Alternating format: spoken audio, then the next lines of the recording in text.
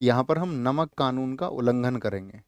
जो ब्रिटिश सरकार का नमक कानून है आपका 1882 का, नमक कानून का उल्लंघन हमको करना है।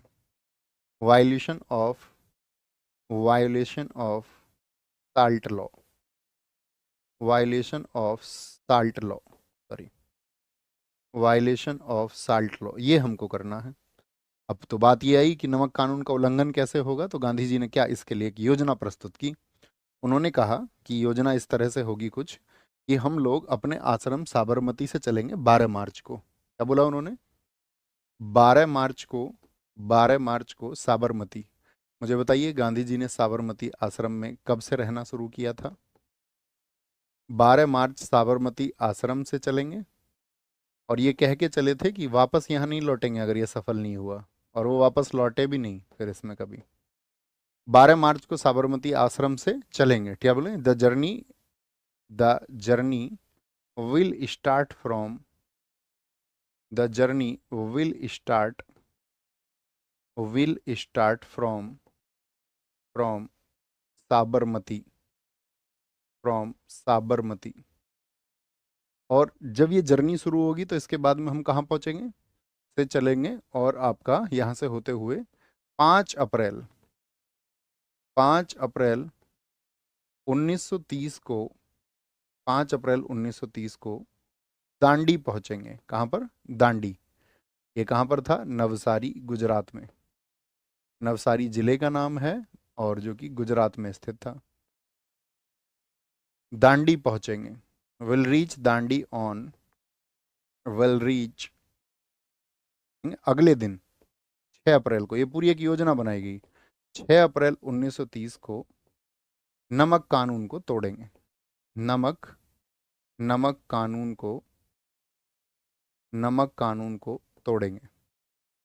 तो वहां पर हमको पहुंचना है। अब यही जगह क्यों इन्होंने चुनी थी, इसका भी कारण समझे। क्या बोलेंगे? 6 अप्रैल को नमक कानून को तोड़ेंगे, ब्रेक द साल्ट लॉ, महत्वपूर्ण कारण है। इसको भी समझिए 6 अप्रैल का क्या चक्कर है।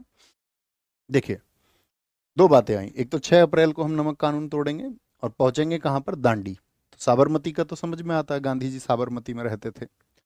तो दांडी पहुंचने का कारण ये था, ये जो सलाह दी ये दी सरदार वल्लभ भाई पटेल जी ने। क्योंकि दांडी आप देखोगे गुजरात में, वहाँ दमन क्षेत्र में, उस समय पर तो वो आपका महाराष्ट्र वाले, आपका यहाँ पर महाराष्ट्र में आता था, लेकिन अभी कहाँ पर आता है? गुजरात में।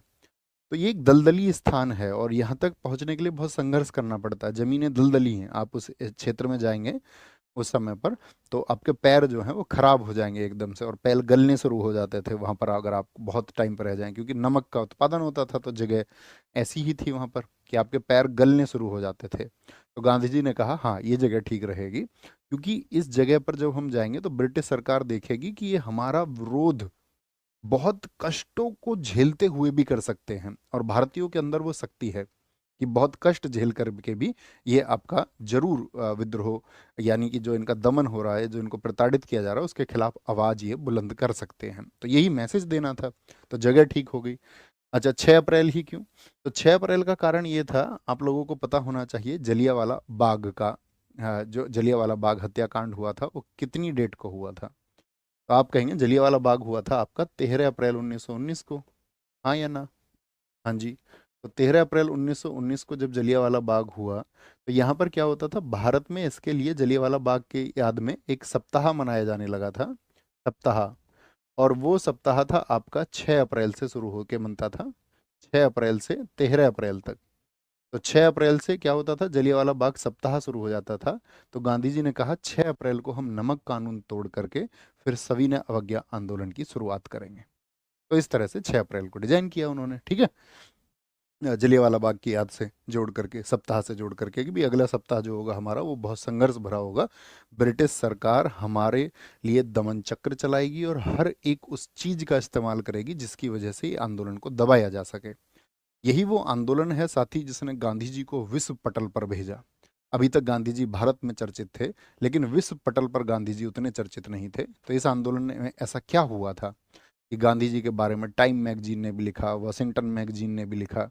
और वही टाइम मैगजीन जिसने गांधी जी के आपका कद, उसकी आलोचना की थी, उनकी कद काठी की आलोचना की थी, उनके रंग रूप की आलोचना की थी, तो बाद में उसका भाव कैसे बदल गया, तो इस आंदोलन में ऐसा क्या हुआ, ये हमको समझना है।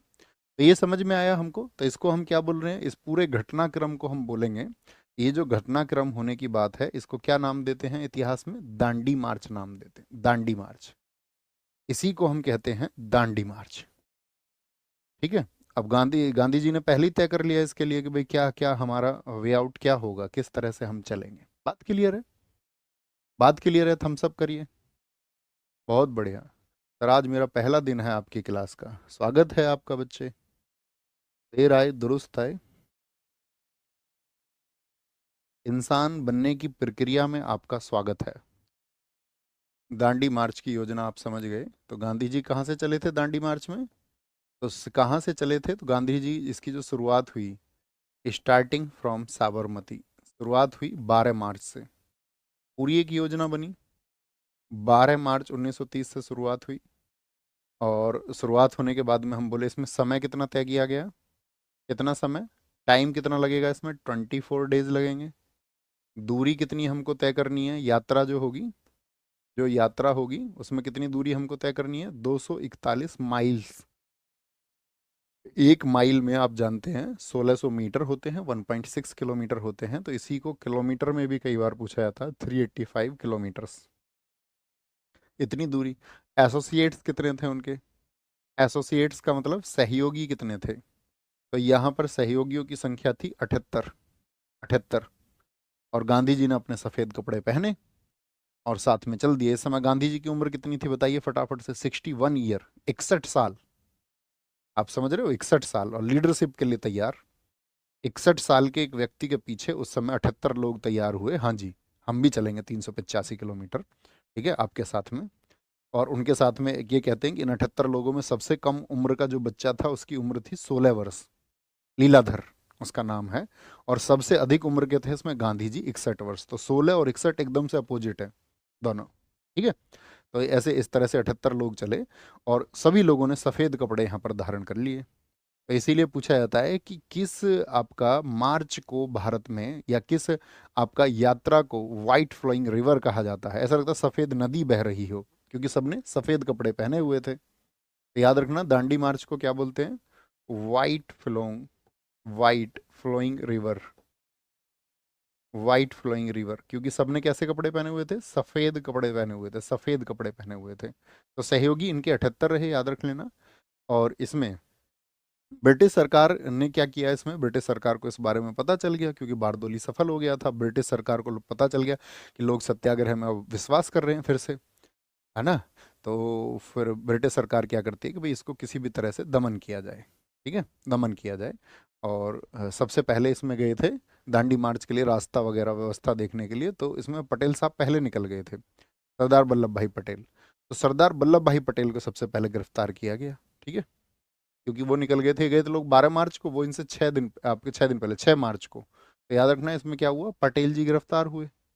हमेशा याद रख लेना पटेल जी पहले चले गए थे, पटेल जी पहले चले गए थे, और इनकी गिरफ्तारी हुई थी 6 मार्च को, 6 मार्च को। और ब्रिटिश सरकार ने इनको उस समय पर 3 महीने की सजा सुनाई, 3 महीने की। और याद रखना ये सजा इनको 3 दिन बाद ही हो गई थी, 6 मार्च को इनको अरेस्ट किया गया, 9 मार्च को उस दिन छुट्टी थी, तो 9 मार्च 1930 को लेकिन आपका कोर्ट खोले गए। तो हमारे यहाँ की सरकारों को भी इससे प्रेरणा लेनी चाहिए कि ब्रिटिश सरकार दमन के लिए उस दिन भी कोर्ट खोल सकती थी, कि किसी भी तरह से दमन होना चाहिए। आप समझ रहे, नेगेटिव कार्यों के लिए भी सरकार कोर्ट खोल सकती थी। और हमारे देश की सरकारों को ये सोचना चाहिए कि जितने भी हमारे यहाँ पर अपराध हैं जो लंबित हैं, कई कई लाख मुकदमे हैं, और लोगों को न्याय मिलने में बहुत बहुत वर्षों की देरी हो जाती है। और कभी कभी तो ऐसा होता है कि जो न्याय मिलता है उस न्याय का भी कोई अर्थ नहीं रह जाता है, उस न्याय का भी कोई अर्थ नहीं रह जाता है, आप देखते होंगे। तो जितने भी गलत कार्य हैं उनके लिए तो स्पेशल कोर्ट खुलने ही चाहिए, ठीक है, जितने भी अपराध हैं, जितने भी गलत कृत्य होते हैं, और उनके लिए तुरंत आपका सजा होनी चाहिए।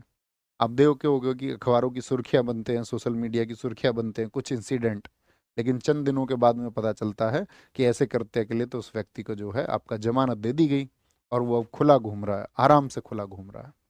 तो सरकारों को उस पर विचार करना चाहिए। क्या बोलेंगे, तो पटेल जी गिरफ्तार हुए, पटेल जी गिरफ्तार हुए और उनको सजा हुई, लेकिन जो यात्रा थी वो तो होनी ही थी। तो यात्रा, तो यात्रा में बहुत सारी चीजें हुई लोगों में। देखो इसमें क्या था, जैसे गांधी जी चले आपका दांडी से, दांडी से चले वो, आप सॉरी दांडी से नहीं चले, साबरमती से चले और दांडी पहुंचे। तो लाइट हैज गॉन, मैं आपको दिख रहा हूं क्या?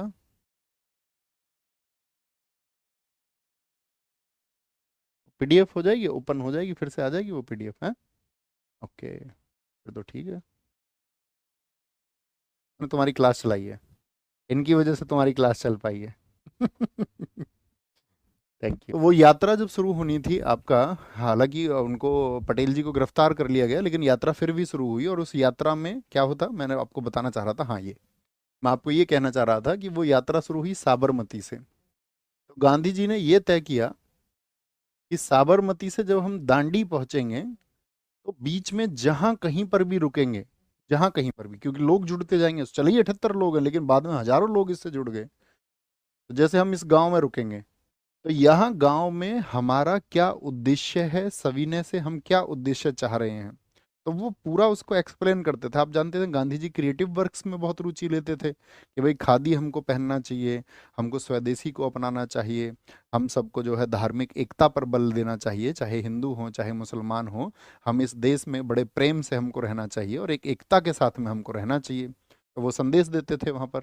और ब्रिटिश वस्त्रों का आप, या आपका जो विदेशी वस्त्र हैं उनको सबका बहिष्कार करो, उनकी होली जलाई जाए, और इस सब के साथ में वो हर जगह इस बात को, उद्देश्यों को बताते चलते थे कि भाई नए लोग अगर एंटर होंगे, नए लोग, तो उनको नहीं पता होगा शायद कुछ लोगों को सारे उद्देश्यों का।